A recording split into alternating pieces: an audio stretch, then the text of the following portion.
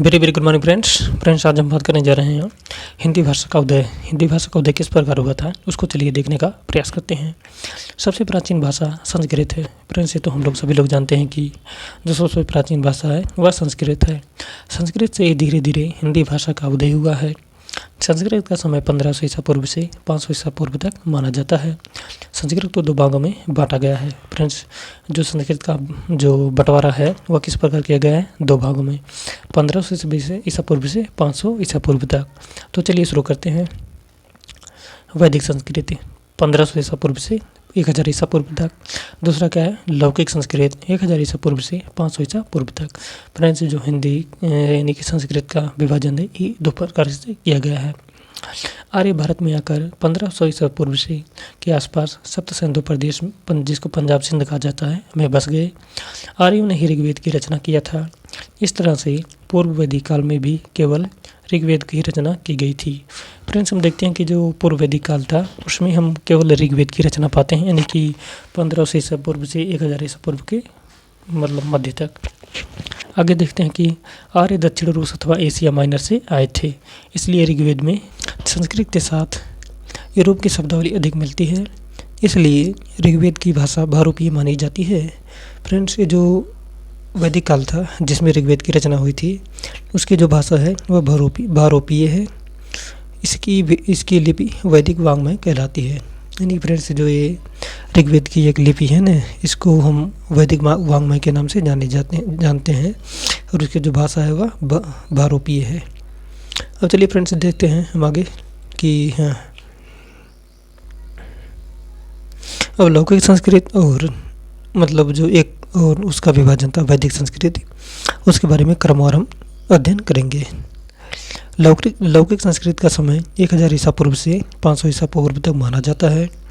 उत्तर वैदिक काल में भारत में आर्यों का विस्तार हो गया था। अब वे कुरु, पांचाल, कौशल, काशी, विदेह राज्यों में बन गए थे। फ्रेंड्स ये जो आप देखेंगे कि ये जो 16 राज्य थे यानी कि 16 महाजनपद थे, उसमें हम देखते थे जब आर्यों का यहाँ पर आगमन हुआ तो वे कुरु, पंचाल, कौशल, काशी इत्यादि में मतलब अपना एक स्थान तय कर लिए थे और वहाँ पर वे निवास करते थे। वेद व्यास, भास, वाल्मीकि, कालिदास आदि संस्कृत कवियों ने लौकिक संस्कृत में अपने काव्य ग्रंथ लिखे थे। फ्रेंड्स जो वाल्मीकि जी हैं, कालिदास जी हैं, वेद व्यास जी हैं, भास इत्यादि कवि संस्कृत में अपने काव्य ग्रंथ लिखे और उसके बाद क्या हुआ उसका मतलब अभी तक हमको देखने को मिलता है। वह लौकिक संस्कृत के समय 3 क्षेत्रीय बोलियों का उदय हो गया था। फ्रेंड्स जो लौकिक संस्कृत है ना, हम इसमें देखते हैं कि 3 क्षेत्रीय बोलियों का उदय हो गया था। वो ये कौन कौन से हैं, पश्चिमोत्तरी, मध्य देशीय एवं पूर्वी। ये फ्रेंड्स 3 बोलियां थी जो हमें लौकिक संस्कृत के समय देखने को मिलती हैं। फ्रेंड्स हम देखते हैं कि संस्कृत के साथ साथ धीरे धीरे बिहार के देशज शब्द घुल मिल गए थे। इसका प्रचार प्रसार गौतम बुद्ध ने अपने भ्रमण वृत्तांत तथा उपदेश के दौरान किया था। बुद्धघोष ने सर्वप्रथम इसे पाली नाम दिया था।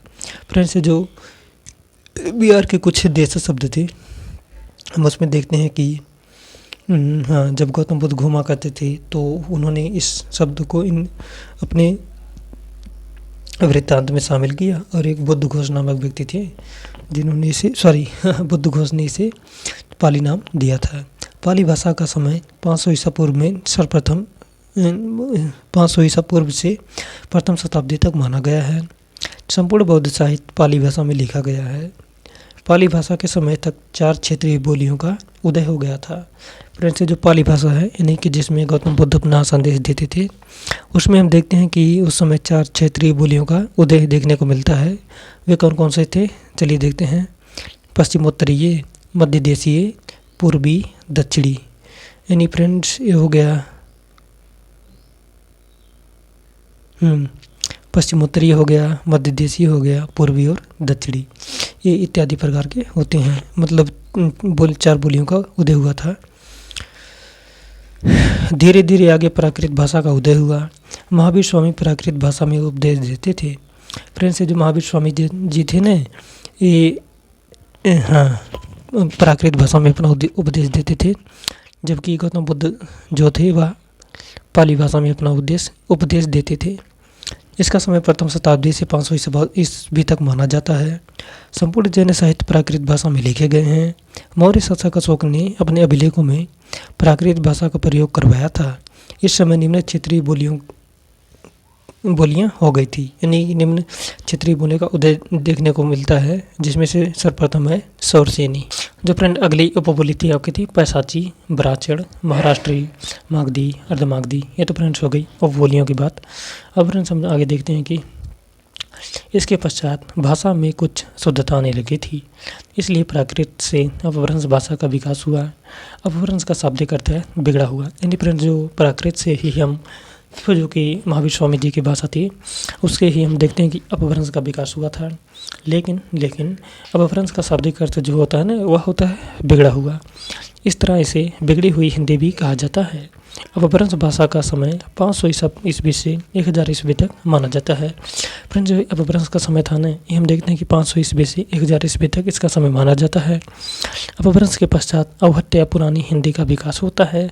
फ्रेंड्स जो अपभ्रंश के बाद जो हम भाषा देखते हैं वो पुरानी हिंदी या अवहट्ट के नाम से जाना जाता है।